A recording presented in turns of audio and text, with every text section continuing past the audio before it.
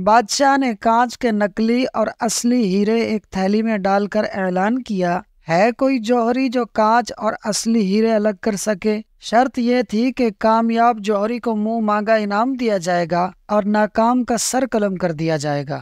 درجن بھر جوہری سر قلم کروا بیٹھے، کیونکہ کانچ کے نقلی ہیروں کو اس مہارت سے تراشا گیا تھا کہ اصلی کا گمان ہوتا تھا۔ ڈھنڈورا سن کر ایک نابینا شاہی محل میں حاضر ہوا اور سلام کے بعد بولا کہ وہ ہیرے اور کانچ الگ الگ کر سکتا ہے۔ بادشاہ نے اس کا مذاق اڑایا اور ناکامی کی صورت میں سر قلم کرنے کی شرط بتائی، مگر نابینا ہر شرط ماننے کو تیار ہو گیا۔ ہیروں کی تھیلی اٹھائی اور محل سے نکل گیا۔ 1 گھنٹے بعد حاضر ہوا تو اس کے ایک ہاتھ میں اصلی اور دوسرے ہاتھ میں کانچ کے نقلی ہیرے تھے۔ شاہی جوہری نے تصدیق کی کہ نابینا جیت گیا ہے۔ بادشاہ بہت حیران ہوا کہ جو کام آنکھوں والے نہ کر سکے وہ کام ایک نابینا کیسے کر گیا۔ بادشاہ نے نابینا سے پوچھا کہ اس نے اصلی اور نقلی کی پہچان کیسے کی۔ نابینا بولا، یہ تو بہت آسان ہے، میں نے ہیروں کی تھیلی کڑی دھوپ میں رکھ دی، پھر جو تپش سے گرم ہو گئے وہ نقلی تھے اور جو گرمی برداشت کر گئے اور ٹھنڈے رہے وہ اصلی تھے۔